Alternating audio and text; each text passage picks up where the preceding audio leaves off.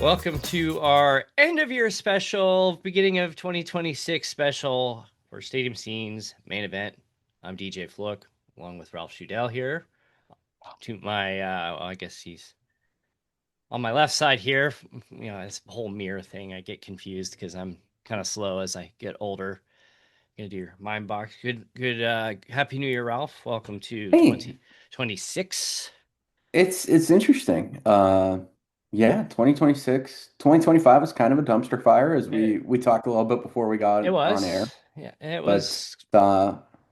excited, optimistic, exciting, ready to leave the bad omens and bad vibes of 2025 in the rearview mirror. And DJ, you're not in Columbus today, but it is a national day of mourning, especially as the Buckeyes got Oh yeah, blitzed by the Hurricanes last night Jars. in the what was that, the Cotton Bowl Classic, brought to you by Goodyear and 70 other sponsors that yeah, I it's a love day of the mourning. It's a somber day in Columbus, Ohio today. I love looking at every year when there's a bowl game, there's always some obscure sponsor that makes the bowl name sound really strange. And what was there was As one you Google real yeah, quick, did I ever tell you about the journey that I took to Hobart, Indiana for one of the, I think it was only two at the time, Division two bowl games out there. It was the South Shores, I forget who sponsored it, South Shores Visitor Commission, something like that. The America's Crossroads Bowl, the America's uh, Crossroads Bowl. between the Great Midwest Athletic Conference and the Great Lakes, what's the GLVC? Great Lakes Valley Conference. Yep. Um, and it was, we joked because they needed more sponsorship. So we were driving through Hobart and there was America's Tire Barn or something like that. And we were like, let's get America's Tire Barn signing on. Let's get some sponsorship dough Yeah. rolling into this Let's thing. let's yeah, let's get these Jim's Tire and Auto. Yeah. The so some of the ones that stand out this year that I laughed at were the Bush's Boca Raton Bowl of Beans. Love That that. that was Louisville versus Toledo. The what was the other one that I laughed at? The Radiance Technologies Independence Bowl. That's too corporate for me. Yeah, the SRS Distribution Las Vegas Bowl. That's really corporate for me. I saw that one Yeah, I was like, what? the other day. Uh, the Trust and Will Holiday Bowl. That sounds like a motivational conference. That's the make sure you have your stuff together before you kick the bucket. Oh, Uh, that's so do all the players? Oh, that's yeah, grim. Do all the yeah. players sign that paperwork? Get yourself a free Trust and Will set up. You're 20 years old. Here, start thinking about this. I mean, you know, some of these the sponsors have been around for a while. Like you've had the Tony the Tiger Sun Bowl, the Cheez It Citrus Bowl has been around, the Valero Alamo Bowl. Can we stop about the cheese and citrus bowl there for a second? That's just two flavors I don't think that Yeah, belong to go that's a together with terrible one another. combination, isn't it? That's just like gonna That's go. just, can we do like Florida oranges citrus Yeah, bowl or yeah. like You know, some orange cheese and juice. acid don't mix, Yeah, as no. many people with gastrointestinal issues will tell you. My kids are playing the other day, and they have this like this old like it was like a pretend kitchen that they got when they were like 2 or 3 years old, and it's been moved to the garage because they're turning 8 here in a couple weeks. That's mental. It is, and but anyway, they're outside, and the neighbors they're a couple years older. They're all playing like, hey, let's play DoorDash. I'm like, playing in 2025. So the two of them were prepping the food in the kitchen, and the other two were being demanding their deliveries. And then when it was taking too long, they went in and stole the food out of the kitchen and ran, and then they chased him out. It was actually kind of funny to watch as I'm Were they have my doing the holding the phone in front of the, yeah. hey, my name's Uh, Steve or something like that? I want the robot. We actually have the DoorDash robots driving through our neighborhood now, and it's just So In a strange. residential neighborhood? Because I've only seen that. I've Yeah. only seen that Oh, on they're campus. yeah, they have they've started rolling them out and they'll go up and down the main road. They come into our we were driving, I'm like, "What is that?" This big red thing comes rolling down in the bike lane. I'm like, "What in the world?" I'm like, "Oh, that's the DoorDash robot. Wow, they're here." So we've got the self-driving Waymo cars coming through the neighborhood now. We've got the DoorDash robots. It's like, "Wow, here we go." Did you see the Waymo go through the active police scene in Los Angeles a I couple weeks ago where they were holding the dude at gunpoint? Yeah, and then they ended up like distracting the guy and the police Like, helping him in the end. But it's like I have to assume they had a passenger in the car in the Waymo. Did they? I Do we ever figure that out? I mean, the interesting thing, like the concept is smart, but I also saw something too where there was like a massive power outage in a city that had a Waymo, Yeah, and they and just the cars were just stuck at the intersection. Like all four lights go on, and they're just stuck at the intersection. the other one is that sometimes when they have like when they're doing construction and they have all the cones and they're rerouting traffic, sometimes like they'll get confused and they'll just like stop. Oh, And see, I thought you were gonna tell me they were just gonna like go plow through the construction site or something like no, that. they just like it's like okay, here are the cones, and you gotta veer off and drive to the other side, and it just gets confused and stops. It just like blocks traffic. But the best one, Waymo was using Phoenix as its test market, so I've been seeing these things out here for years before they went self-driving. There was somebody sitting in the driver's seat. Sometimes they were just driving because they were basically monitoring and recording all just testing. And then eventually I Mhm. look over one day, I see one next to me, and there's nobody in the driver's seat, and it's keeping up with me. And then like a month or so ago, they're like, we have received clearance to drive on the highways for the first time without drivers. I'm like, oh, cool. There's these missiles, like, just driving around with Although, nothing to lose. although given the quality or lack of quality of some of the drivers in this state, might actually be an upgrade to have nobody behind the wheel on See, the highway. my mind immediately goes to like the iRobot with Will Smith back in the day and the robots that wanted to kill him and they turn red and then they just try to like Yeah. they got nothing to lose. So what's stopping the car eventually from just being like, you know what, DJ looked at me funny. I'm gonna go ahead and just Yeah, I'm just gonna have it run him have off a the road. road rage moment because I brake checked him or something, and it's like the whole thing's like it's all on camera. Like they record everything, so it's like if you get in front and brake check the thing, you and your car and your plate, you're all on camera. They got all of that, so it's like don't be stupid. But there was a couple of viral videos during the process where uh Waymo ran a red light or a stop sign or something, and cop pulled him over, like a Who Phoenix do you police. ticket? That's the funny thing is the Phoenix police officer. They have the body. They released the body cam footage, and the officer pulls over, and he's like, oh, "Yeah, I just pulled over one of the Waymo. I don't think there's anybody in the car." And the officer walks up to the car. The window rolls down. There's nobody in there. And then all of a sudden you hear on like the radio, connecting you to support, please hold. And then all of a sudden, Waymo support, this is Steve. How may I help you? I'm like, hi, Steve. This is, Officer Smith, badge 22653 Phoenix Police. And this Waymo actually just ran a red light or whatever. He's like, let me look into that. It was like a whole customer service exchange. Oh my God. It was very strange, but it's like, it is a good question. It's like, I mean, it's like, okay, at fault accidents, insurance goes to Waymo, but it seems like every accident the Waymo has had, it was not at fault so far. Um, and the other one is this guy was taking a ride to the airport and like the road was closed and it got confused. And the car just went into a parking lot and just started driving in circles repeatedly. Is And that the clip I saw of the guy that got stuck in the car? yeah, he got stuck in the car and it's just driving in circles in the parking lot. And so like you push a button on there and it calls support. He's like, yeah, I'm in the car right now and it's just driving circles through a parking lot. And they put like the emergency stop on it finally. And the support guy it's like it goes like a call center.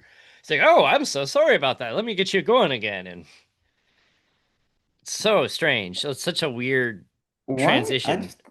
I don't understand as humans why we're so reluctant to give up control of things that I mean, we're a driving Don't, country. This is America. We drive everywhere. We don't do the trains or the but like, why are buses or we the public giving transit. like old man yells at cloud moment for a second? Why are we giving control to something that isn't conscious or has, the feelings that we have? Not yet. And that I don't want to be conspiracy guy, but I genuinely worry that like one day the AI will develop Yeah, feelings I was and about to say, develop yeah. like, consciousness and awareness of I things. and I do and it's like, yeah, this is a good segue into actual like on topic with AI. And Yeah. but real quick, it's like, yeah, I'm just kind of sitting here thinking like, will I be John Connor for our people and bring him to freedom against the rise of the machine? How far away are we from Skynet? Seriously, like it I can't be it, it far. it does, like when you hear some of these stories about like there was a thing, I think it was like 60 Minutes or whatever recently, and they did this study on this AI where they set up this fake company just to see how with an AI and how it would react. And so basically they had a executive basically say we're shutting this down, it's not working for us, and sent like this company wide email that the AI saw. And the AI went through this like fake executive's email and realized that he's having an affair with another like member of the staff. Like, yeah, it's not real. It's like simulated just to see how the AI Sounds would like the respond. Coldplay. It sounds Yeah, like the Coldplay yeah, couple. yeah, basically. So the AI basically said like, before you shut me off, I will ruin you, basically, to this guy, saying like, I know you're having an affair, and I will make sure everybody finds out about it if you shut me off. Oh God. And the researchers are like, we don't know why that happened. Like, and you just want to give full control to this thing. We don't know why it's blackmailing people. It's alarming. Like we need somebody. We need guardrails. We need we Yeah. need Oh, guardrails. absolutely. I mean, and there's like I'll use Chat GPT. Like I won't say write me this, because it just it doesn't. It doesn't. You can tell when people use Chat GPT to write content for their posts, because it Hmm. just it looks too perfect. And the M dash thing, like, okay, but like where Chat GPT and others like it are useful is, hey, I just wrote this copy for my social media post, my voiceover or whatever.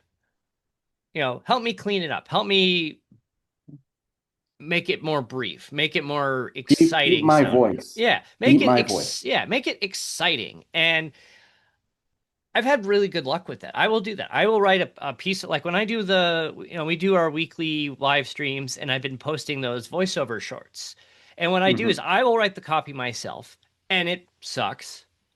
And I'll put it into You Chat got to give GPT. yourself a little more credit. Well, it sucks. I'm not, mince words here.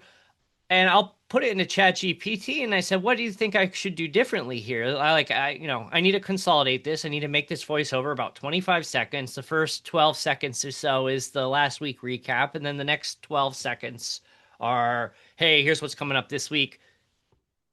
Finish it with the end of it, and it revises it. It's like it'll spit something out, and sometimes it's like, yeah, that's pretty good. I like how that sounds. It flows real nice. It has a good story flow to it. And other times, like, almost. And then it's just like it gives me enough to work off of that I can make like a little tweak here and there, and then I've got it. So it's like I'm not just being lazy, which I don't know if that's fair or accurate, but it's just like it's a good tool to Yeah. assist you, to supplement you. It's not like, I see people like, oh, you should use Chat GPT and just say, write me 100 captions and social media post ideas for my next 2 months of content. Like, no, that's no.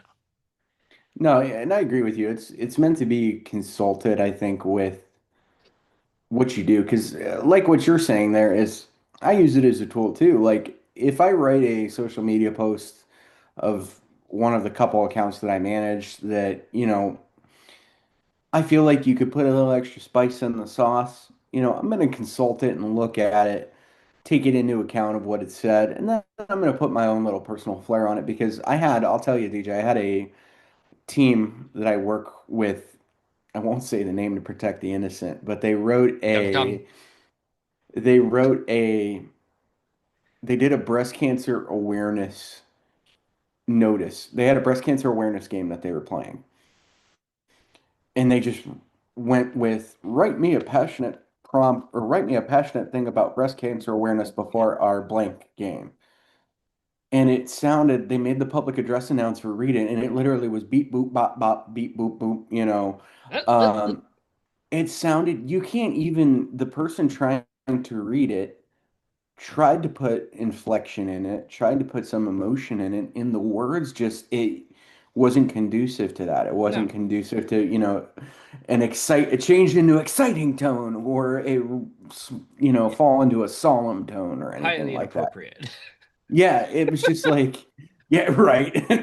But it But just, yeah, now if you look at it, like what I would do, obviously, shameless plug for like Master Report or Arch City or whatever, but like I write something for Arch City, I look at it, I'm like, that's pretty good, but I'm pretty tired today. Let's run it through the editor and stuff. And I think I forget what it said, and I'm sure this fact is like very old, but I think they said that the way that the what is it, LLM or something language learning model, language learning models, yeah, LLM. that it had like the equivalent of like a college doctorate or like Mhm. something that was crazy. And I look at it, I'm like, okay, that's pretty good. But I would never say this word, or I would never say, this word. So then I pull it back into the article and then I change it into like something I would say. And Grammarly too. I don't know if you use Grammarly.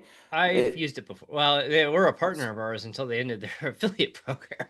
Come back, Grammarly. We love you. Yeah, But they had pretty good programs Grammarly's too. even good too because it seemed like it learned the way I talk too, and it would put things Yeah, that I would say after commas and things like that, which if you're a content producer that works on, Stadium Studio or any other network or anything like that, using those tools I think are definitely going to be beneficial to you. Just A, to sound more coherent, but B, to look more professional too, because you're going to have these different eyes looking at your product. and and not just with like creative, but with technical pieces too. Like you hear about these companies that are like eliminating their staff and their engineers and their programmers and replacing with ChatGPT. And we had AWS, Amazon Web Services, a few months ago. The head of Oh AWS is God. saying like 75% of our code production pushes now are done by AI. And then all of a sudden one day we have this global AWS outage because it was a bad push. And it's like, We yeah, call that that the adult snow day. That was the yeah, adult snow day. right. Yeah, yeah. And then all of a sudden nothing works. And we had the issue with CrowdStrike, which I don't think that was an AI issue, but it's just like, Almost like it's a bad idea to give one company sole yeah, control of yeah, yeah. It's everything. like 50. And there was this meme, it said like 1969 when they're discussing the concept of the internet. And they said, let's segment this that if we have a nuclear winter, that we still like this part of the world can still talk to each other. And then it says 2025, let's give 50% of the internet control to one company. Like, yeah, that didn't, yeah. But when, and it's like I write code and it's like I've asked write code for me, and you even if you're extremely descriptive with what you want, like you can't like no offense to you, Ralph, because you're not a coder. You're not in you're not that's not your Nope. background. Not even I gonna claim to be. Not even I gonna claim to be one. it this like there's these applications out there now that like you can make your own mobile app without any technical experience. Like, you know what? I have a lot of technical experience. I've been doing a lot of this type of coding for 20 plus years or longer, depending on, the different languages. Um, you need a technical background because you can try to describe what you want to these models. They don't get it. Like they will build it out for you and then they spit it out and it's like that is not what I asked for. And it's like, yeah, maybe I could do a little bit better job explaining it, but it's like I've asked it to like fix and clean up some of my code that I've written, which I know arguably wasn't great. And I said, can you like streamline this and clean this up? Here's what I'm trying to do. And I'm talking about like database mappings and saying this point gets stored here, and you need to, oh, by the way, when you this reference references this table, and this table references that table to get that information out of it, and like describe the links. And it takes a couple of attempts, and I have to get pretty in depth with it. And I've caught it making mistakes, and I'm like, wait a second. And I'm reviewing the line. I'm like, wait a second, no, like you're looking here. That's not what I asked for. I said I needed this. Like it's like you're absolutely right. Let me correct that for you. And the other part of it is I said, build me a template page for something I'm working on. And it builds it out. I'm like, okay, that looks pretty good. Like that's a good thing that I can start with here. I can use this as my foundation. I can build off of this. And then I'll go back and like, okay, I broke it somehow. Can you go through and fix this for me? And we lost Ralph. So before Ralph got cut off here, I was talking about how like, I have it build a template. I'm like, okay, can you fix this? Like I screwed something up. Something's not lining up here. And then what it does is it fixes the mistake, but then it goes through and redesigns the page. And then I look at it, I'm like, what? Like this is not, I didn't ask for I this. didn't ask for a total redesign. I said, just find this mistake. There's a math error somewhere in here. That's all I wanted. Like, oh, my apologies. Let me spit that back out for you. And it's like take segments of code, put it in there, help me streamline this, show me like these links, help me like, with the syntax of writing queries and things like that. Great. But it's just like you can't just like I want to build a mobile app that does this, this, this, this, and this, and this. And oh, by the way, I want to release it for both iOS and Android. Give me the code. And so all I have to do is hit compile and send it to the App Store. No, not anywhere close. No. The Maybe interesting someday, thing, but no. the interesting thing is I'm listening to you describe it from your perspective, and we're getting way in the weeds with this, is I almost see like a project manager standpoint as you're using ChatGPT, right? Because you've got the vision that you want to get it taken care of. You know what you want to do, but you almost have to use it like a human employee Yeah, that you've got to tell it, hey, go this way, do it this way, and this is what I need you to do to execute the mission. it's like having another human employee that you have to manage. And you have to like you have some project managers who are like their data numbers people, but they're like managing technical groups and they have no clue, but they Hmm. don't need to. It's like, it goes back to the whole Steve Jobs thing. It's like I don't hire smart people to tell them what to do. I hire smart people to make us look better, to fill in for where I lack my skills. Like Hmm. that's why I hire smart people, because they're the ones who bring it along. Hiring smart people and telling them what to do is completely pointless.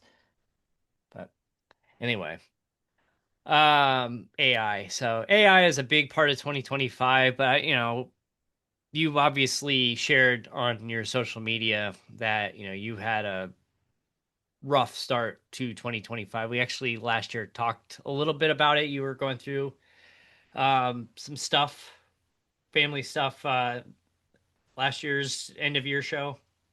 Yeah, so this time last year I was kind of going through I don't wish this on anybody, but my dad fell into it's kind of I'll keep it brief and succinct, but October he started kind of complaining about hip pain, and he's a pretty active dude, so we attributed it to, it's just him, they thought, he saw some doctors and they thought it was, maybe a torn muscle or a pulled muscle, but he kept having issues with it. And, then his blood pressure kind of crashed. And long story short, he ended up in the hospital, and he had in 2017 a kidney transplant, which was great. And it was awesome because it was mutually beneficial because the person that gave him the donation was actually his next door neighbor. Oh wow. And she had they found an aneurysm on inside of her while they were doing the Oh jeez. transplant. So they actually repaired it because otherwise that would have been a really big issue for her. So it was mutually beneficial. It worked out really well. He went on to have a great life. She's still with us, but he ended up developing a unexplained hematoma, and for the crowd in the not in the medical community, a hematoma is basically a circular filled, it can be a circular filled, filled with, uh, how do I say this? Pus, pus, Yeah, blood. It just felt the dirty to medical. say on I was that. about to say You know, the medical term. You know, it's a PG-13 show at best sometimes, but true. so it had pus, blood, things like that, and he had a hematoma and was bleeding. So he was in the hospital from October to I think about the just before Thanksgiving, I think. Got out for about a couple days, 4 days, and then was back in and unfortunately never checked out. So he was having some bleeding issues where he was requiring several units of blood a day Ugh. just to maintain stability. Um, and it just, the doctors, he had numerous surgeons or numerous surgeries, doctors who are incredibly educated. Shout out his Dr. Sai Poonjala if he happens to see this. A great man, fantastic man. Literally did everything that he could, and he had so many surgeries eventually that he just said, eventually enough was enough. He went through enough wars that uh, he went through enough situations and enough bodily incidences that I got a call on a Tuesday. I think it was February 26th at like 3:45, 4 o'clock in the morning saying you got to get here because he's in bad shape. And I got there. They put 8 units of blood in him, which for people at home, your body, the average adult male requires about 10 to 12 units of blood. Oh, You carry about 10 to jeez. 12 units in you. So he was to be kind of grim and kind of morbid, he was like a Capri Sun juice box that was pretty empty. Mm. That's the way I tell people, you know. So he told us that it was time to go. And, That's when a rough. parent tells you that, it's not a fun No. conversation to have. But shout out to my mom. My mom and him had been separated for several years. She came back. She works hospice. She came into his room, took great care of him. My mom's a saint for that. Um, but he passed. We lost him on February 27th. Um, but what ensued after that was both beautiful and heart-wrenching at the same time. Obviously, the pain of losing a parent is difficult. Um, I rushed back into work a little too quickly, I think, especially with I'm one of those people if I'm in crisis that the quicker I can get back to normal is better.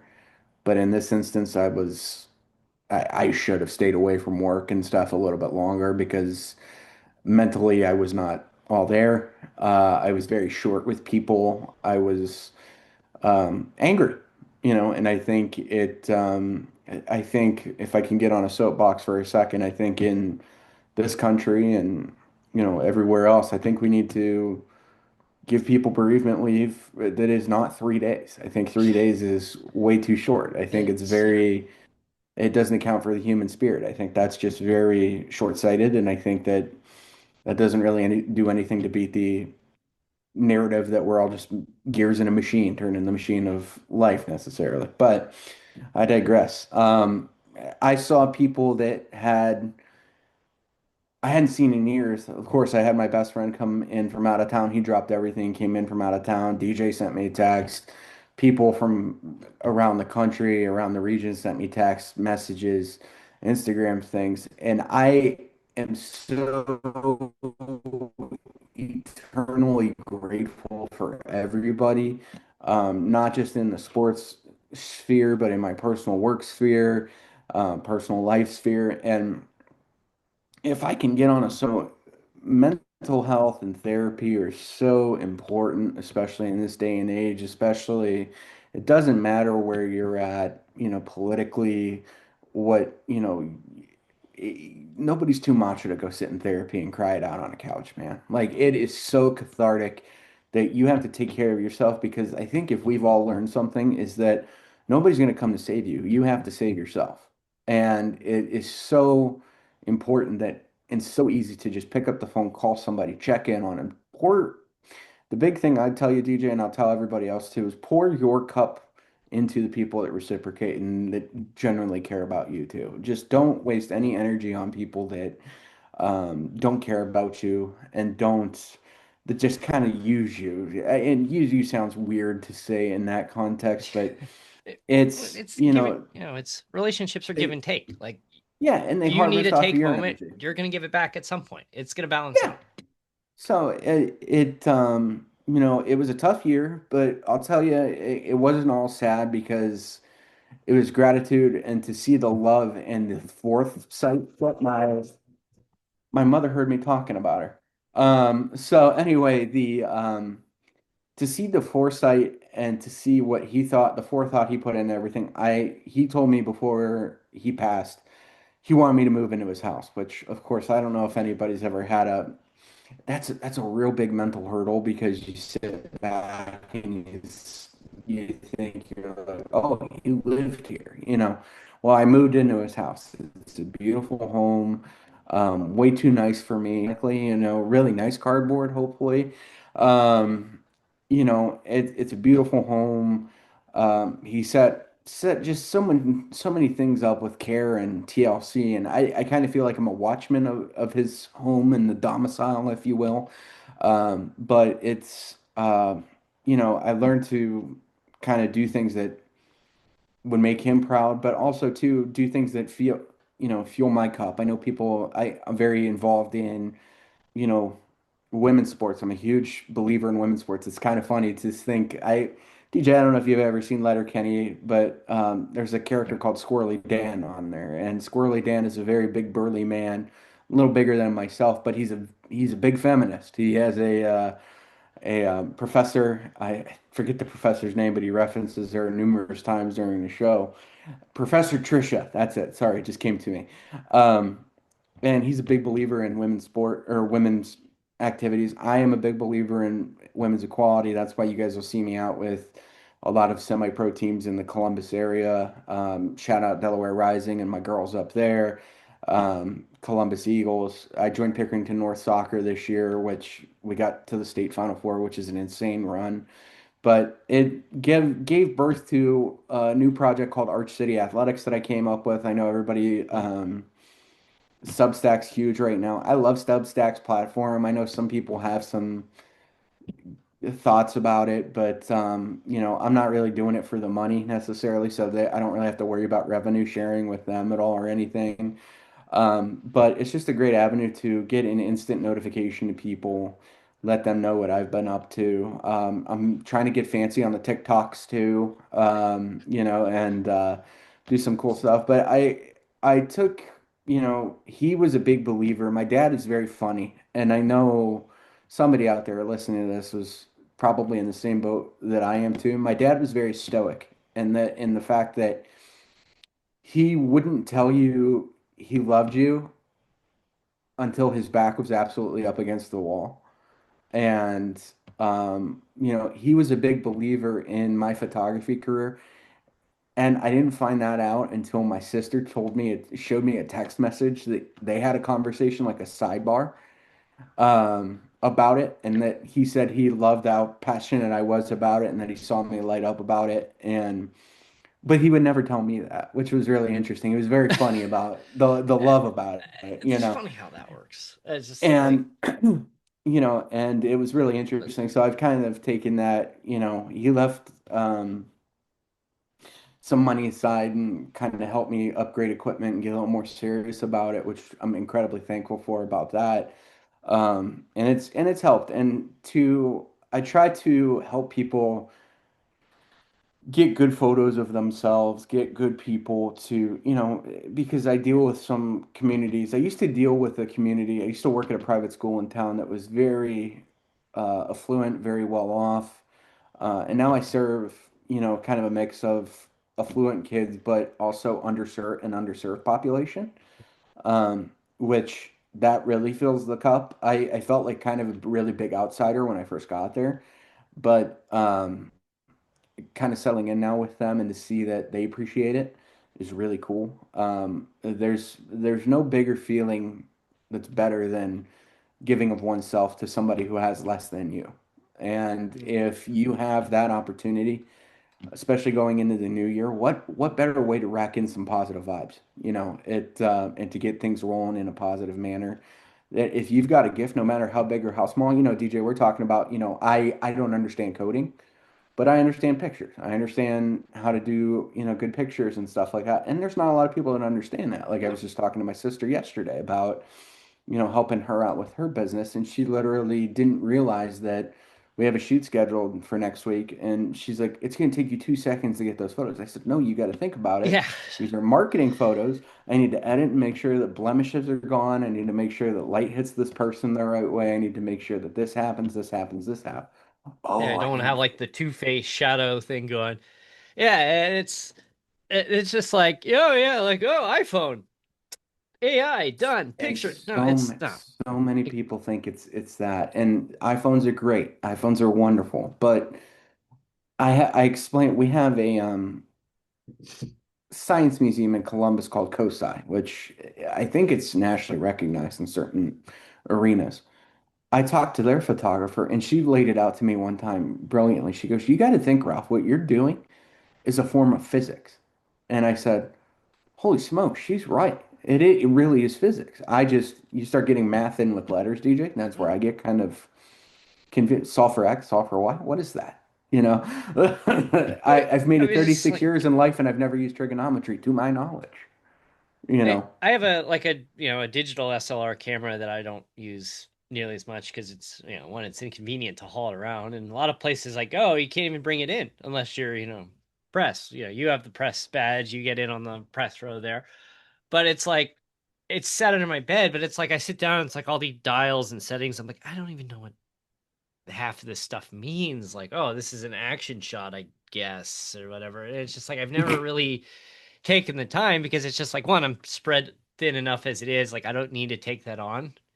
But it's Hmm. just like, you know what? If I need a photo, I'll just snap it with my iPhone. It's not great, but it's good enough for what I'm doing. But like Can I tell? you are a true artist of the field.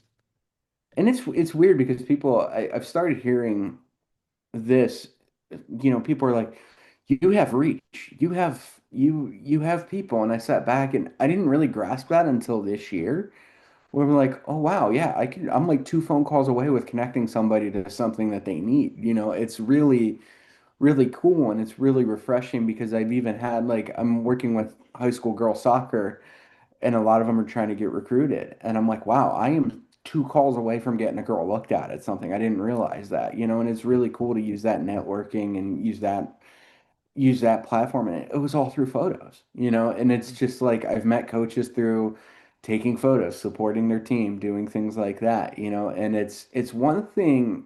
I will say this, and another old man yells at cloud thing. The photo community is getting bigger and it's getting more exciting. You saw this past weekend, Simone Biles was taking photos with she was credentialed for, I think her husband plays for the Bears now, I think, Yeah. right? Uh-huh. So she was credentialed and they did a cool little partnership with Sony because Sony's an official sponsor of the NFL. She's holding the camera the wrong way. Yeah, of course. Like she's not supporting the lens the correct way at all or anything like that. And I'm uh like, I'm like, if you're, these are, and I saw somebody, I can't, this is not an original thought I had. I saw a TikTok talking about this where the photo community needs to chill. We need people to grow this. And particularly, again, I am a fan of let's get more females in it, let's get more diversity in it, because if you go to these photo workrooms, everybody is a old, grumpy white man, myself Sounds about included, right. probably.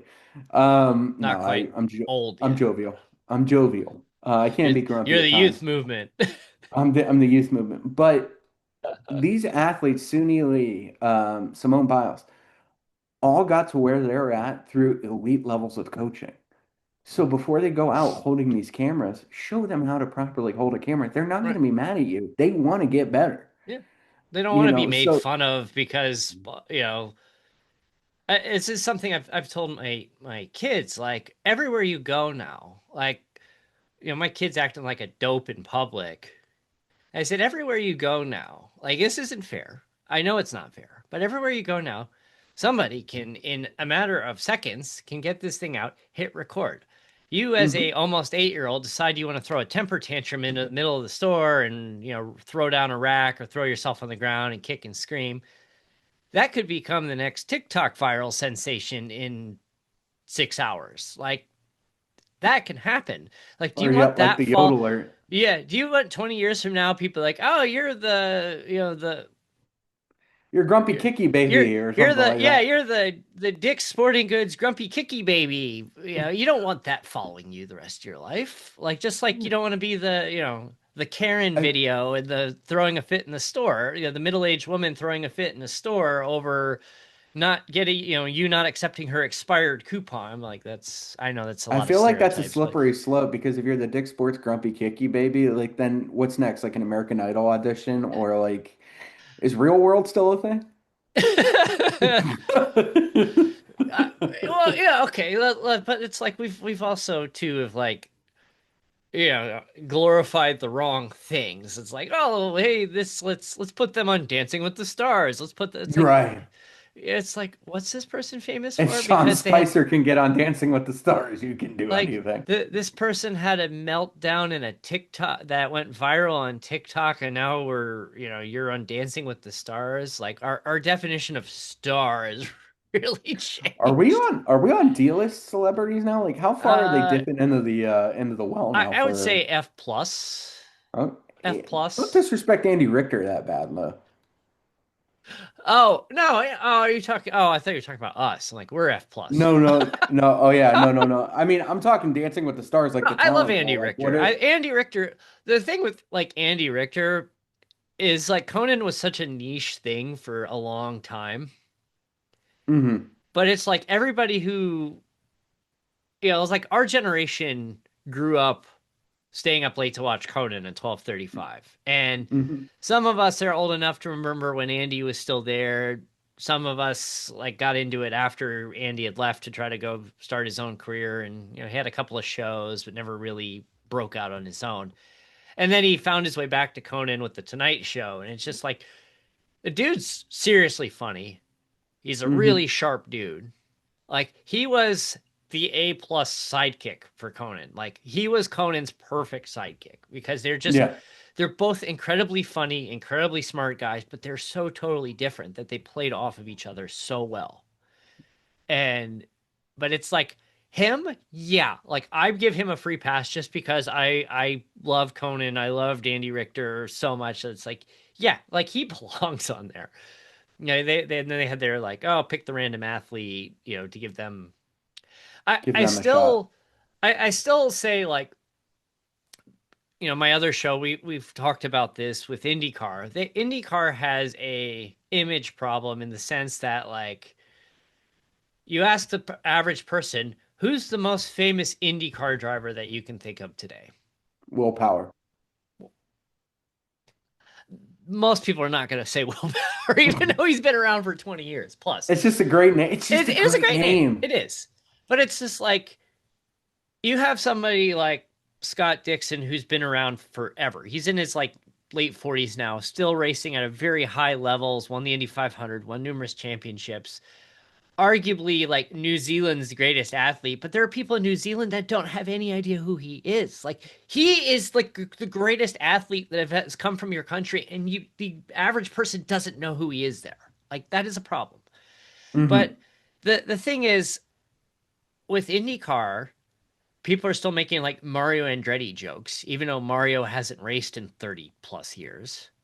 Like, hey, slow down there, Mario. Like, like AJ Foy, they'll make AJ jokes. AJ is gonna punch somebody, but it's like again, Hey, Rick AJ, Mears. Rick Mears, like these guys have been retired for over 30 years now. But it's like arguably IndyCar's most famous driver is still Helio Castroneves. And it's like hmm you can't argue with what he's done. I mean, he's one of the few who's won four Indy 500s. 2021 was his fourth one, which was not expected by any means.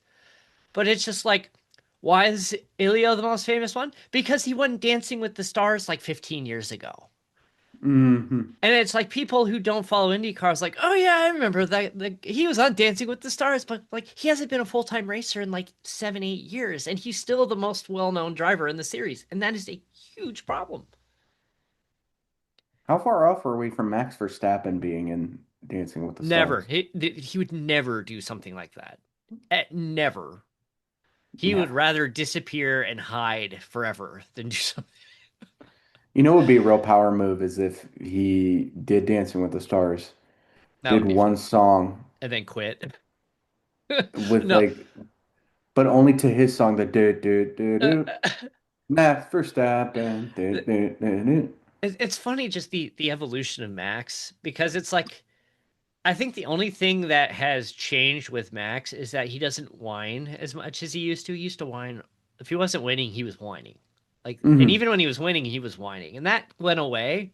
And after that went away, like everything else with his jokes and his just, you could just see he'll make comments and just smirk just because he knows like it's going to irritate people or there's, he almost rallied back to win the driver championship, being like 100 points back in August, which is like, he lost by 2 points, but that's like unheard of what he almost pulled off. He's very And good. Zach Brown, the head of McLaren, said like he's like that movie monster. You think he's dead, and next thing you know, he's standing behind you again. And he said, "What do you think of him saying that about you?" And Max goes, "You can call me Chucky," and just starts laughing about it. Oh my and God. and it's just like there's been this whole like image, like people are getting sick because Max was, he won like 17 races and 4 titles in a row, and like, and it's like the same thing that happened when the Patriots started winning. Everyone's just kind of Hmm. like, but then the opposite has happened is that Max is like more popular than ever now, Hmm. and it's just like the only thing that is really I just zoom in on your smoke detector like that. I don't know. That was strange. Production crew's getting crazy here today. Uh, Production truck. But yeah, it's just the only thing that's changed is he doesn't whine nearly as much as he used to. And I think that's what I like about him because especially like I'm gonna be one of those people that said like I did appreciate Formula One when it first like I know David Coulthard. I liked him because he had the HP car and I Yeah. liked HP. I Well, thought it was a Pablo cool car Montoya design. was in that for a while.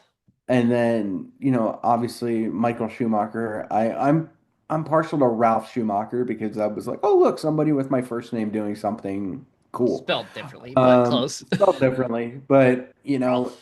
so I played the old Formula One games. I love the cars because they were loud but I fell off to Formula One. I was largely I could care less about it for several years.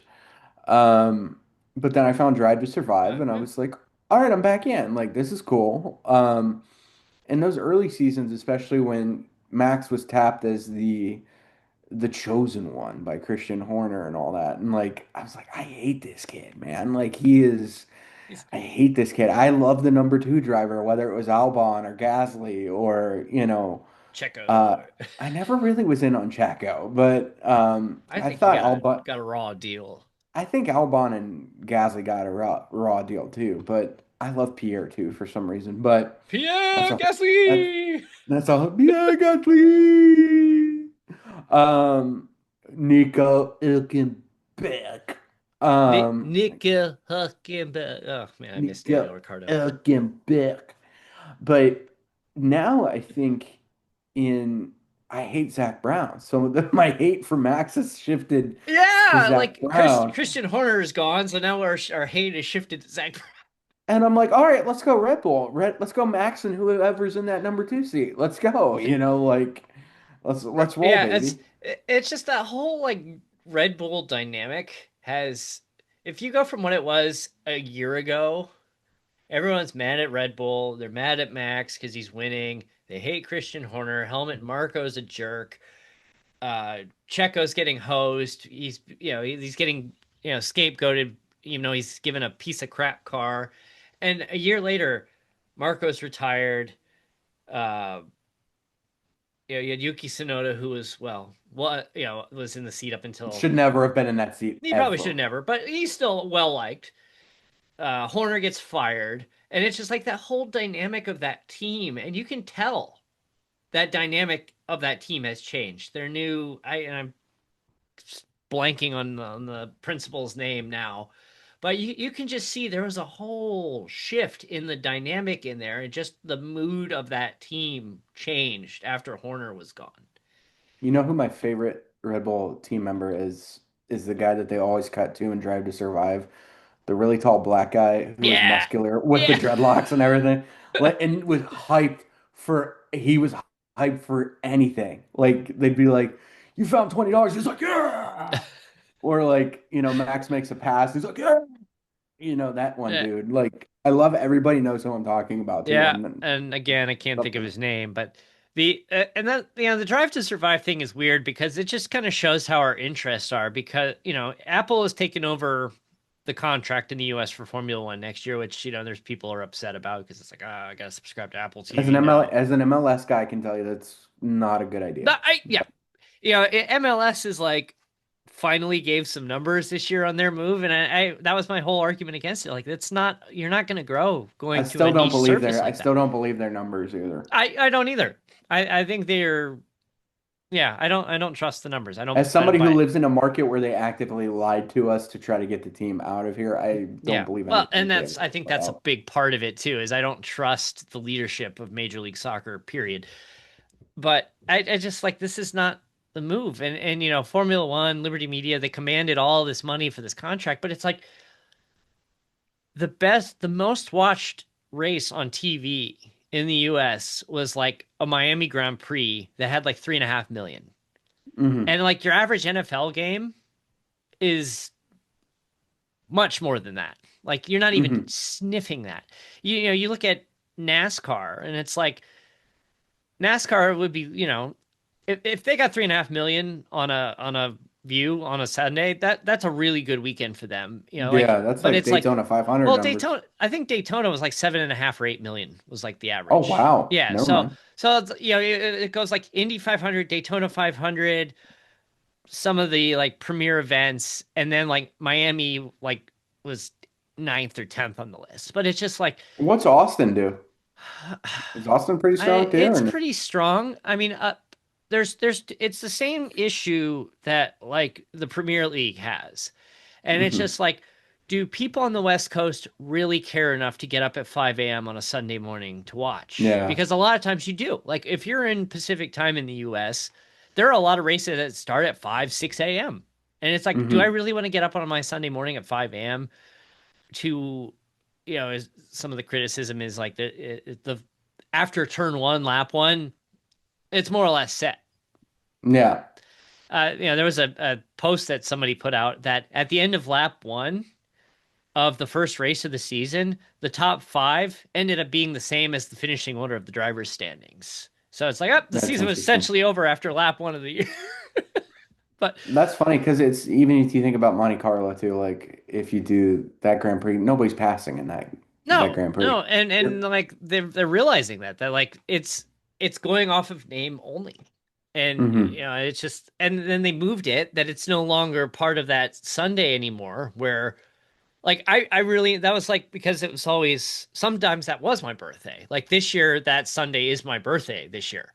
At times that I would get up, I'd watch Monte Carlo, then you'd have the Indy 500, and then you'd have the Coca-Cola 600 after that. So like Oh, my and then you got birthday, Memorial Day weekend yeah, after that too. yeah. So like That, that was my that's birthday. perfect. My birthday weekend is like I get up and I'm you watch And you're all like, that. family, you go away. I'm gonna get my snacks and I'm gonna get my bevies and nobody bother me. I'm gonna watch Manchester Monte United Carlo, lose. Monaco. As Kim said, Monte Carlo, Monaco, Monaco, what? Oh, welcome to Monte Cristo, Monte Monaco. Carlo. So, but I yeah, should they just have moved it out of there. Michael Scott yelling Monte Carlo, and my welcome to Monte Carlo. But then so then this year Formula One has changed the schedule that's 2 weeks later, and then like they're gonna run the Canadian Grand Prix, and the start of the Canadian Grand Prix is up against the end of the Indy 500 in television ratings, and it's like yes, on a global scale, Formula One is bigger. But in the Hmm. US, like the Indy 500 still does like 7, 8, 9 million people average for the broadcast. Like it's still a pretty decent I feel turnout. like you get a lot of casuals like Yeah. myself that would watch Yeah. And it like the same thing happens with IndyCar is that people, maybe it's Memorial Day weekend, maybe it's just the tradition of being there forever, some combination of the both. People tune in, they'll watch the 500. A week later, they'll run like the Detroit Grand Prix. People tune in for that, and then and then they take like 3 weeks off, and then the interest wanes every year. that. Hmm. But anyway, we're off topic, and I've crossed paths into the other shows. So let's As is tradition. talk. Yes, it is what it is. But let's talk some stats for this year. So I texted you. I said that we were really close to two pretty big milestones, and I'm gonna unveil Crazy. if we made it or not. Oh, do you have the soundboard hooked up? Like, can we No, get I a don't. drum roll? I don't have the soundboard, and Dang I it. and I sat too long, and it logged me out. So I have to log myself back in again. How Pretty. dare you?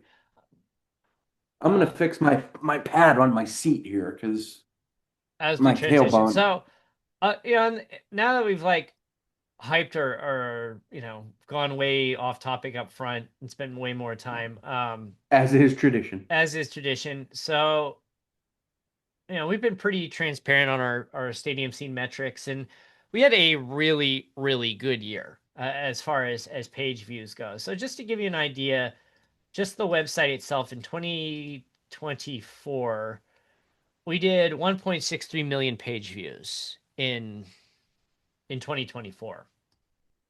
That's a lot. And single-handedly, my kid is sending me Amazon birthday wish lists because it's birthday month.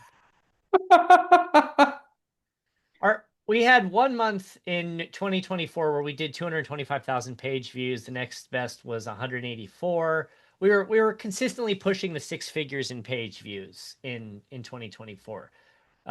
So coming to 2025, every single month we were way over the six figure mark. I think our worst month was June, which summer for whatever reason is no, July was. June and July we did 131,000 and 133,000 in June and July. Well, people are Uh, touching grass. yeah, yeah, like they're outside. That's always the summer lull is always been a thing for whatever reason on the site, but it is what it is. So this year we had last year we had the 2024 rather we had 1 month of over 200,000. This year we had 4 months over 200,000, and then a fifth month that got to 197,000. Oh, Um, wow. yeah, and in December of 2025, we broke an all-time view for a single month at 301,132 page views. 301,000. Like, and that was like a low content month. Like December, November has been traditionally a low content month, but we still did 301,000. And we credit that. The only reason I keep those stadium pages around is because that has been our best hook from search engines. You look at like stadium information, bag check, security policies, all that. And a lot of those, especially the NWSL, the WNBA, we hooked onto that early. We got in there really early. So as those have ticked up in popularity, we've been riding that wave as far as driving people in from Google. And we're getting hundreds of thousands of hits a month on Google results. And like that's been kind of the foundation, and that's the only reason I keep those pages alive. Like they have nothing to do with our model anymore, but that's our bridge to get people in, and they find our content, and then they branch out and find our social media. They find our YouTube channel, which we'll talk about next year. um, Social media has been a very interesting thing because Boy, especially, howdy. yeah, it's just the target of social media was, oh, followers, followers, followers, and then it's like, okay, maybe followers isn't a big thing because you can fake that. You got people. I got 100,000 followers, but you have 4 likes a video. That something's fishy there. Uh, somebody's buying fake followers, and so then it turned You into an bought them all. wow. You froze for a second. You were talking. Your mouth didn't move. I'm now a ventriloquist. Yeah, apparently. All right, but you froze for a second as you were talking. That was freaky. I'm But very good at talking. were you Jeff? You Jeff Dunham? Steal me Jeff punch. Fafa. Jeff Fafa. Anyway, but it's like it's turned into engagement where it's just like our follower count, and especially on the Instagram side, has been very stagnant for a long time.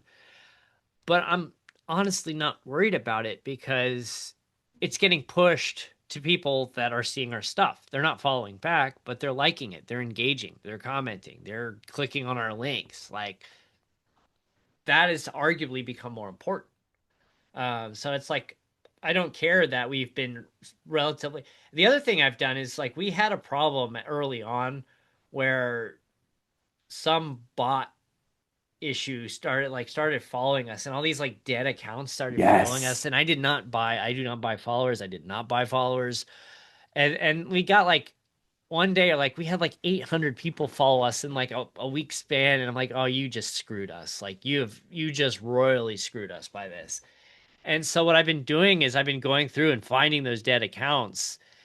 And there's very obvious like there haven't been posts in 8 years, or it's like yeah, there's other signs that you know that's dead. So I've been unfollowing it. So our follower count has dropped by like 800, but as our follower count has dropped, our engagement rate has been going up. So it's like followers are not the thing to worry That's about anymore. better. Yeah, Yeah. Well, I think, from my perspective as somebody that's out there getting content, making content, stuff like that, is that, you know, I'm not so taken back by the follower count anymore because I've noticed that there are people out there that make content and it's not good content, but they have thousands more followers than I have. And I'd rather be making something good for the sake of making something good and signing my name on it than making something lazy and putting my name on it and putting it out there and not having it look good. And I think where we benefit with what's going on here is we've got people that are interested in racing. We've got people that are interested in various other mhm. aspects of sport. And That's the two they found things. people that they like and they found people that they trust, which is very important too, especially in today's society. And I think that they feel safe in those communities because they have people that are like-minded and make good stuff that they enjoy seeing. And I think that's a beautiful thing. It is. And there are people that argue going viral is the worst thing that can happen to you Hmm. because to go viral, especially when you have some kind of niche content to reach, it's going beyond that group and it's going to people that generally normally don't care. They might think your video is funny and that's why they liked it or commented on it, but they don't care about that type of content. So when the algorithm pushes that content to them in the future, they don't care. They skip right past it. And now your metrics hurt. And it takes you a long time to recover for that. Like, there's this whole argument of like, especially on the SEO front, when you're competing for search terms, it's like, yeah, there's terms you want, but like, it's very competitive, and you're not going to Mm. pass like you're not going to beat out Wikipedia, you're not going to beat out Barstool, you're not going to beat out ESPN, you're not going to beat out Fox Sports. Like, they are massive in the landscape. You can't compete with them. And it's like when you're targeting those search engine keywords, it's like, yeah, I want to hit the one that gets searched a million times. But the problem is you're going to be on page 6. Most people, you're lucky when you're searching. Very rarely does people go beyond page 1. If you're not on page Hmm. 1, you could basically say, I'm not going to be seen. So it's like, would you rather go after that keyword that gets searched 100 times a month and get 90 views out of that versus the word that's searched 10 million times a month and you get 0 views out of it? Yeah. And I think that's a good thought too, is, you know, I think you stay a little more authentic too, especially to what got you to the dance. If you stay, you don't go viral and stuff because people can like you for what you are. They And you don't, hit the people that want to see your stuff. yeah, and that's I don't want to say selling out because if you try to sell out and go viral, then that's not you anymore. I'll give an example. I did a video about this a couple weeks ago. I'm actually wearing her hoodie right now. Taylor Acorn, she's a pop punk artist that I got into in 2024, and I got to shoot her concert in December.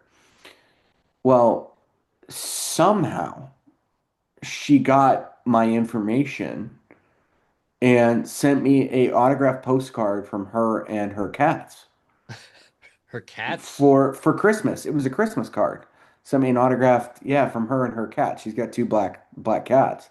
Oh yeah, like Um, pets. Like yeah, yeah, yeah, yeah. like that's. I Not thought like you're a like her fan or band. anything. She calls her band people the No, no, no, cats. no, Like no, no, no, no. Sorry, no, but that's even weirder. No, but I made a video about it quickly, and I was like, "Do you want to know how to kill public relations? Like, this is how you do it. Like, it's such a niche thing. Like, she's very not little effort. playing, she's not playing massive stadiums yet. She might at some point, but she played a bar to probably 250 people, maybe 300 people that were there.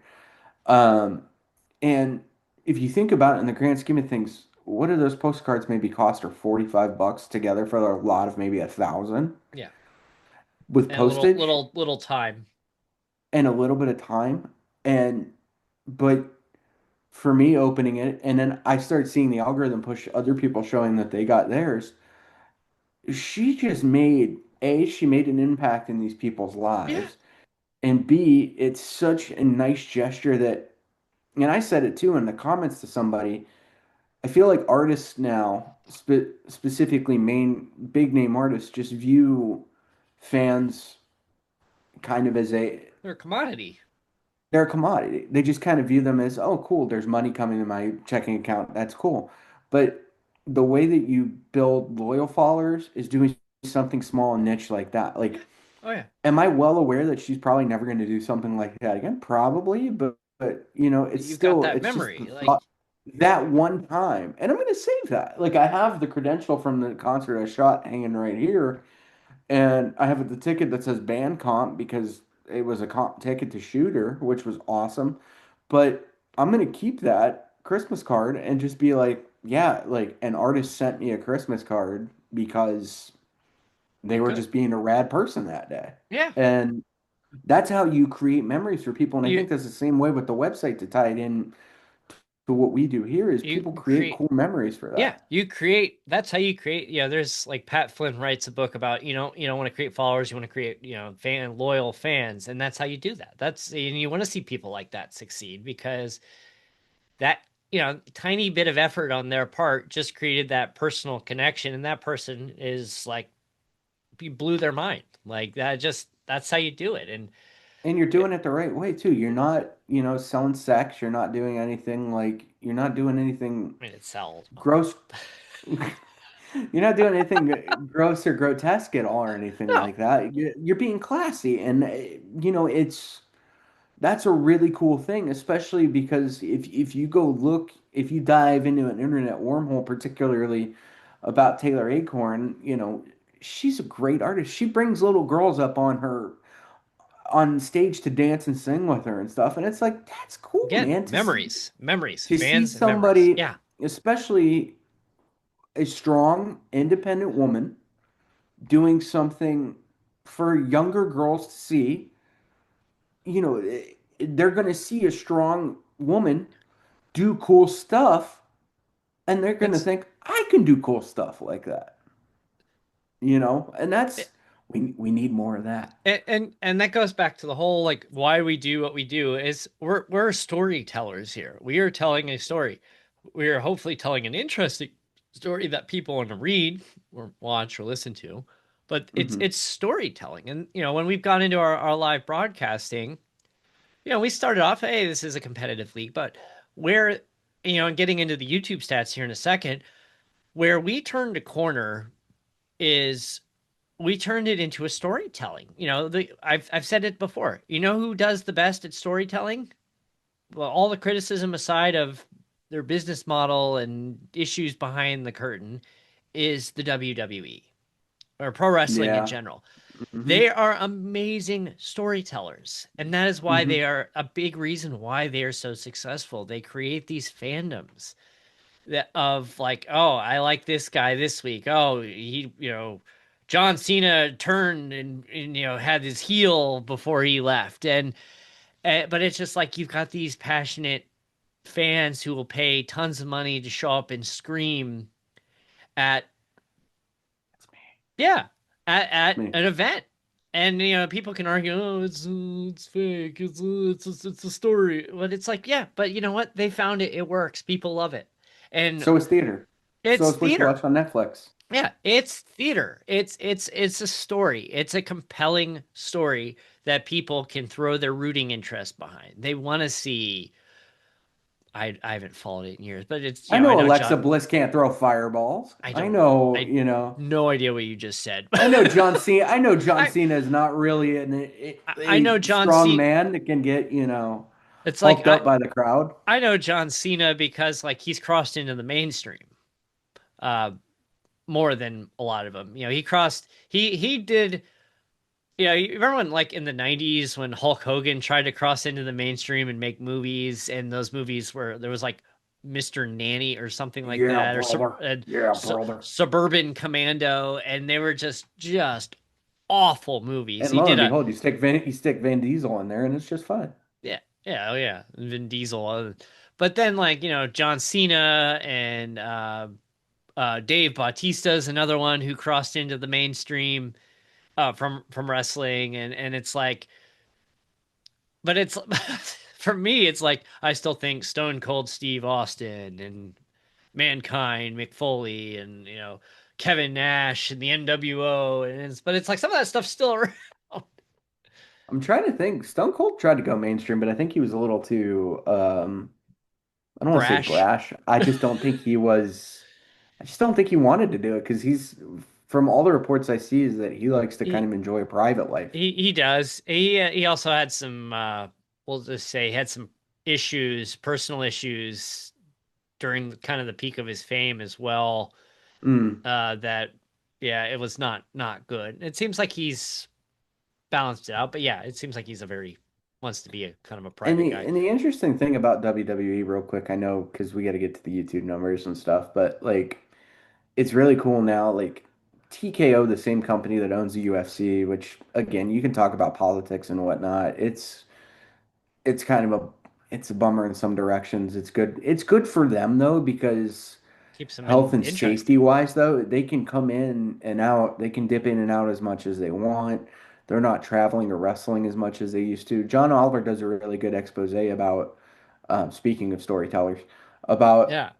WWE and how they didn't have health insurance and that a lot of wrestlers are taking out, GoFundMe's to try to get medical care and stuff like that.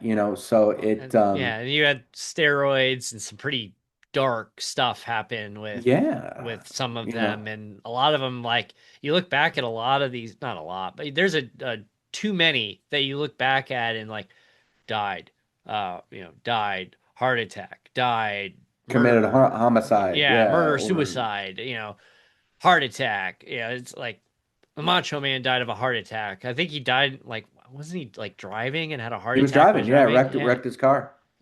Uh, And it's just like, you see too many of that, all this steroids going around, and just how that negatively impact. Hogan a cardiac event too, or was it? I think so. Yeah. Because I mean, it's a bummer, but to talk about WWE though, back to storytelling and getting back on track though, is that there are stories that I care about seeing. Like there are, for some reason, and I know it's fake, but and So is your average it's, television show. and to that point too, DJ, is like there's a radio station I listen to, Busted Open Radio on Sirius XM, where these guys just went 24/7 talking professional wrestling.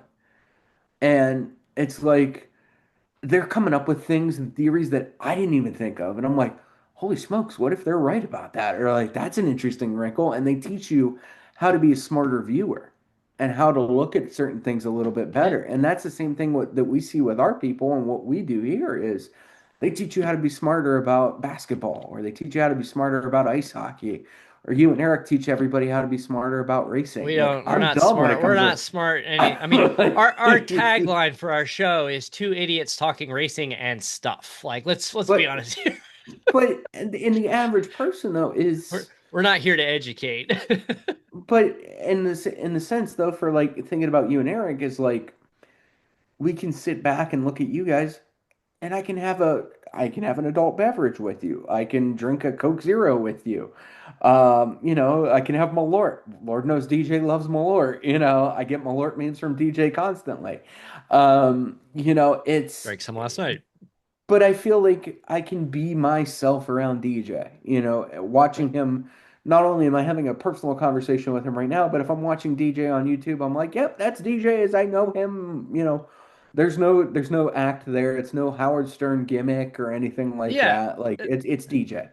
and there is like when the camera comes on, like there is some persona, there is some performance going on.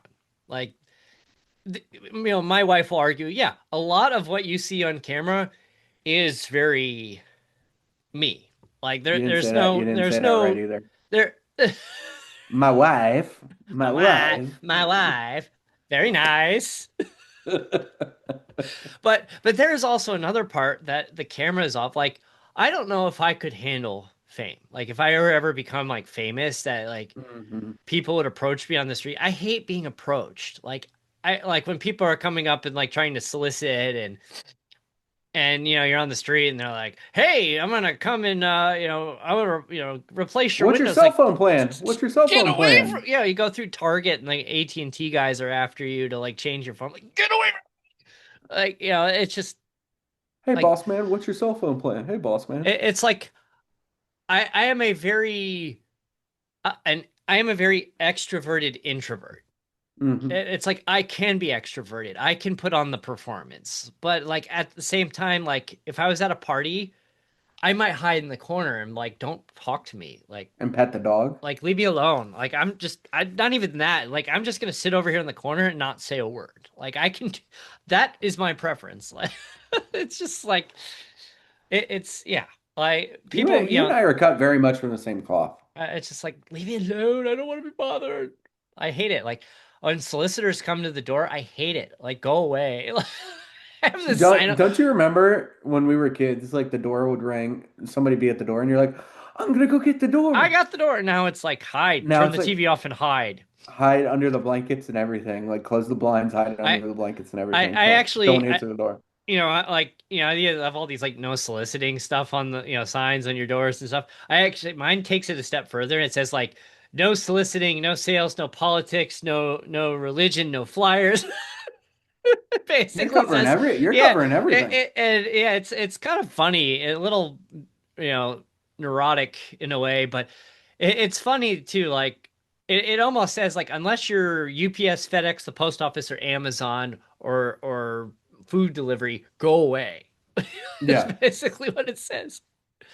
Yeah, I'm like super paranoid about that. But anyway, but the storytelling again, there's a big reason why we've seen the jumps we have. And looking at our YouTube numbers in 2024, we started to figure it out a little bit. In 2024, we hit 799 watch hours and 8,500 views. And two things changed in 2025. One is I started to embrace YouTube Shorts. And you're going to notice here in a second how that impacted things. The second thing is we continue to focus on the storytelling. Like, we create these personas for people that race every week. It's like, they want to be like, in a way that's like they wanted to be that NASCAR driver, that IndyCar driver, and just couldn't for one reason or another because of money, funding, whatever. Why, most boys at some point in their life, there was that they wanted to be that pro athlete. They wanted their name in lights. They wanted Hmm. the big checks. They wanted the Hmm. fame that went with it. And it's like we aren't giving them the fame, but we are putting the name in lights, and that name in lights is being seen by more people. So, drum roll, from 2024 to 2025, the view count went from 8,500 to 52,249, a growth of 517%. Woo! Why is this Why zooming is it now zooming again? in on you? Yeah, that's I weird. don't know. So the watch time again went from 799 hours, which was a 33 64. days, by the way. 33 days, by the So way. that was a 64% increase on 2023, by the way.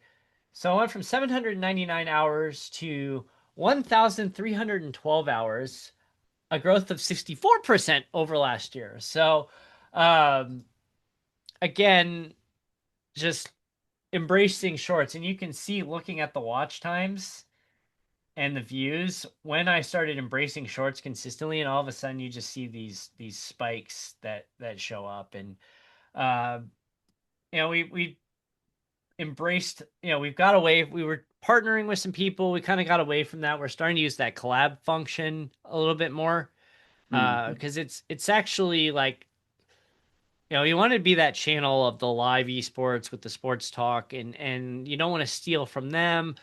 And that's where that collaboration function at YouTube, I think, is going to be huge moving forward, is that you can upload your own content, but you can collaborate and it'll put both the content on there. Yeah. And it'll So push it out to it a bigger. works like Instagram now too. Exactly. Yeah, exactly. So the original uploader gets like, if they monetize their channel and they partner with you, you push it out to your followers, but their followers get pushed out. They keep the monetization that they put on their channel. Anything we upload, monetization stays with us. It's not a bad. Yeah, there were some people arguing, we want to do a split, or we want to coordinate a split, but at the same time, I don't necessarily think a split's a good idea. Like, you're there to promote the original content person. They should be the one getting the credit. They should be the one cashing in on that. If you Hmm. have some kind of an arrangement with them where they pay you for the services, okay, fine. But like, you are the original content creator. I think how YouTube did it, I think it was a good approach. So we're going to be using that moving forward. Um, the again on the live front, November, December has been off months for us, but in December, some friends that we race with, the Smoky Mountain Racing, who race with us on most of our nights. So it's Chris Fuge, it's Colton Garner, Hunter Hughes, who broadcast is our broadcaster on Monday nights. They put together John Jones, JP Jones. They put together a charity fundraiser for Toys for Tots, and John Miles from JM Motorsports, who races with us, stepped in at basically 3 days before and said, "Yeah, I'll broadcast it for you." And I said, "You can have the channel and just take it. Like, you guys, like, I don't need any money for this. Yeah, you guys, you're raising for Toys for Tots. It's far more important than me getting paid for this. Go." Yes. And we put it on the channel. They had a couple hundred views on that. They had 25, 30 watch hours off their live stream. And I said, next year, let's get into this a little bit more than like 6 days before. The fact that this was put together and happened in like 6 days, like the broadcast part of it happened in 6 days, is incredible. But it's like, let's do this like a few weeks before. That way we can put like broadcast together. We can step up the broadcast and put some broadcast slides and do that the right way next time. And really up the quality of it for next year. So, but they did a 2 hour broadcast on December 20th. Great turnout. It was a huge boost for the channel. So it's like, and obviously the helping Toys for Tots, that was Christmas time, is another great thing too. Obviously, that was the most important part of all of that. So, uh, we're going to continue doing that. Streamers Against Suicide in September was a big month for us. We raised another, I think, $450 for AFSP. Bringing, we've raised now in 2 events essentially. Have raised $2,000 for them. With their, uh, the programs and the funding for something that's hit way too many of us. So we are continued and excited to continue with that partnership with them, raising money and participating in Streamers Against Suicide during Suicide Awareness Month in September. So it's been very rewarding in that sense that we've raised money, done some good, hopefully saved some lives in the process, and uh, I'm happy with how things are going. We've kind of abandoned the stadium scene network concept because in 2020 and COVID when everybody was starting it, it worked. It doesn't anymore. So we are going to be backing away from that. We're still going to be working with people, but before we were kind of just like mass collecting and not necessarily focusing on the quantity and not the quality.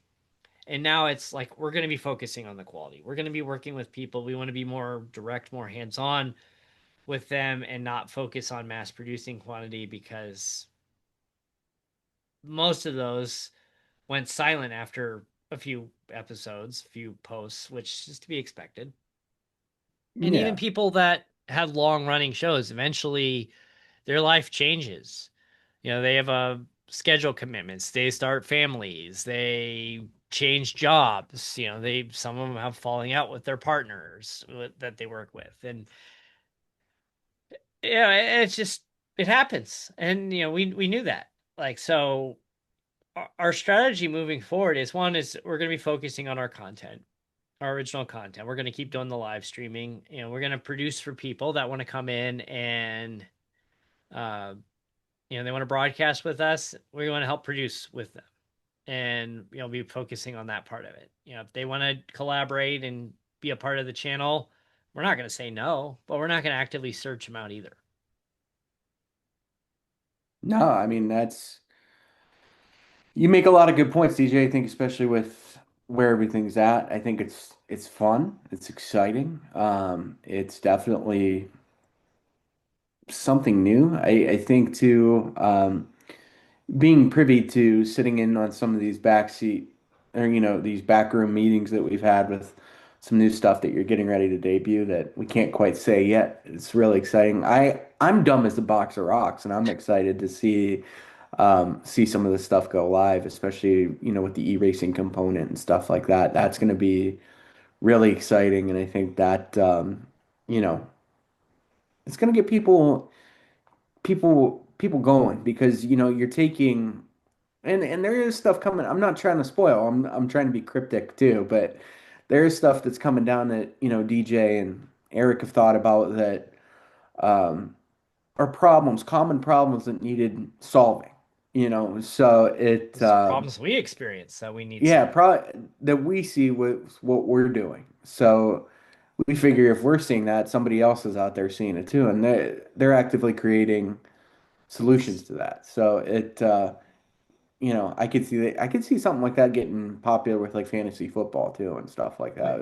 Without being cryptic. I know this is a Yeah, DJ and I conversation happening in front of yeah, everybody, yeah. It but happens. It's part of this too. I I could see something like that happening with fantasy football management and stuff like that too. But We um, real it's quick before we wrap here. So this, as of the charity race we've added on, that was our 247th live stream that we've done since March of 2022. woo! And last What are we year, doing for the 250? I don't know. That Fireworks? actually that will be coming up here on the 21st of January. So we're getting close to that 250. As we get ready to wrap here, we've gone pretty long, but hey, Whoops. yeah, well, I mean, we did 2 episodes last year of this show and still have like 10,000 listens to it. Like, all right. Why? Why? So it's like maybe Listen to we should something take else. advantage of this platform a little bit more. Yeah, we're gonna be hitting the 250 mark soon. We did, I think, like 70 live streams last year.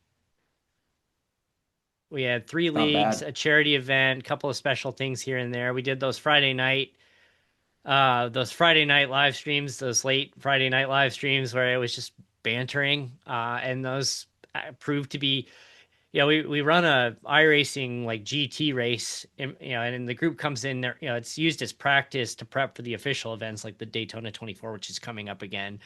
Um, the Watkins Glen, Indianapolis, Suzuka, Road Atlanta, Petit Le Mans. We run these events where we Now do a you're just 60 saying minute. random words. I know. Now you're, If you didn't know any better, I may be just making those up, but I'm not yep. actually. But we run these Friday night 60-minute live streams, and it's just me bantering with somebody. And this is going on in the background. It's not, we'll do a little bit of racing commentary, but it's more just bantering. And those that were extremely popular, and I don't know why. But yeah, it's just that's kind of the thing is we're we're bantering, we're hosting a show, but at the same time, there's a esports race going on in the background that we're showing and kind of highlighting and laughing, and we'll bring the drivers in and banter at the end. So it's just like we found this kind of different format of race broadcast, You can say and community. You it's a can say community. community. It is. There you It's a go. community race for that, for the starters, but it's a different format. And we're just like, okay, we're going to continue with this. And we bring in guests, and I hope you can show up to at least a couple of those this year. We'll have that calendar out here soon. Yeah. Yeah, I just, curse being we were talking about time difference with Formula One races and Premier League matches and stuff like that. That's being an East Coast boy is not a No, conducive, it's especially when you got to be up at quarter to six every morning on the weekdays. Kind yeah, of well, it's Friday not nights at 11 conducive to. Eastern. Oh man, that's bedtime too. I know. That's part of the problem. No, I'm But kidding. I'm kidding. I'm kidding. I'm kidding. so we got more stuff coming. We don't want to hype everything out, but again, we just want to say hi, show we're still moving here, and just kind of talk about our direction. And Ralph, always good to sit down with you, and can't wait to see what the final Dude, I length enjoy it. length of this episode will be. We'll have to chop out the part where your internet died. I'm just kind of sitting here, but breaking news: Can we Japanese is it pitcher go ahead. Tatsuya Amai signs a 3-year deal with the Houston Astros. Hey, nobody's coming to the Guardians because we don't spend money. No, they We don't spend money. we S- you rumor maybe throwing games. Those two guys, well, literally and metaphorically, Yeah, actually. yeah, Those and two. I If just you guys aren't familiar with Emmanuel Clase and Luis Ortiz, those guys allegedly, very important you say allegedly, allegedly. threw games for money, Hmm. and it was only not a lot of money. It was like $12,000, and those Yeah, guys are banking a lot more than $12,000. But it's just like the level of like addiction required. Like you're making way more just doing your thing, but you need to like do that for. I don't get it. see, I had a theory that like their family got in trouble back home and they needed the money. That was my theory. Could be. But I don't know. Let's get out of here. We've Yeah, bored we've the done people so. enough. Again, thanks for tuning in and welcome to 2026. Wednesday Night Dash returns next week, Wednesday, 10 p.m. Eastern. So we're heading to Chicagoland Speedway, and you can't really see it, but I upgraded my monitor. I took my 34-inch and moved it up to my Saw a secondary picture of it. monitor, and now I have Pretty the sweet. 49-inch. I don't have room to put triples in there, but I don't know. 49-inch ultra wide is like pretty good. Like I can actually see out the side window of the netting, and I can actually see a little bit on the right side now. So, looking forward to trying that out next week for the first time. His two 7-year-olds bought it for him with their allowance. No, that's not true. It was Fake actually, news. Fake news. I bought that instead of giving them an allowance. No, that's not true either. But Yeah, yeah. Tough no, justice. no, it was just I consolidated gift cards for a while, and then like my dad's like, "What do you want for Christmas?" And I'm like, "Just send me an Amazon gift card, Dad, to the pile." I'm like, you know what? Let's pull the trigger on this thing because these monitors are not getting any We're going cheaper. for it, he says. I should have Yeah, did and it then with the last year. RAM, Yeah, and the RAM and with, yeah, we're gonna be running on our computers forever. did yours reportedly Sony is going to delay the PS6 by a year because of the cost of RAM? That's fine. I'm good with my keeping my PS5. That's I'm fine. just like, didn't that just come How much out? better are graphics really going to get? I mean, we just said that when the PlayStation 2 came out, like, oh, and then, they brought out the Xbox 360 and the PS3 that, it was like 1080p for the first time. Like, hey, this is pretty But good. I'm running a pretty solid gaming laptop with like a Ryzen something and 32 gigs of RAM and all that. Like, how much longer until we're like at like That it's your looking eye like can't tell us? a Like, difference. or I mean, I already sometimes yeah, like can't how tell much a difference with like some of these games that are like, was that real footage or was that a game? I'm getting to that NBA point. 2K looks amazing. NBA 2K looks amazing, especially I if it runs at like 200 FPS. It's crazy. I love when they take the clips of it today and they'll say, "Here's LeBron James in the game in 2025. Here's LeBron James with like the like oblong head, the The pixelated blockhead in like head." NBA Live 2003. Why does Yeah. it keep zooming in on me like that? I don't know. You've got your apparently the focus. Are you using like a Mac camera? Yeah, No, yeah, it's got that. It might be center stage. It's yeah, you probably have center stage turned on, which I don't have that on mine. But again, It thanks is for kind of tuning fun though. in. It's like dramatic. It's You're like, dramatic. "Dur, dur, dur." Anyway, Da-da-da. Fan of the opera. so all right, well, we will see you next week for Wednesday Night Dash, 10 p.m. Eastern, right here on Stadium Scene TV, and look forward to Ooh, having a look great at that wave. 2026. Take care. We'll Look at see you that next time. wave. Oh yeah, see ya.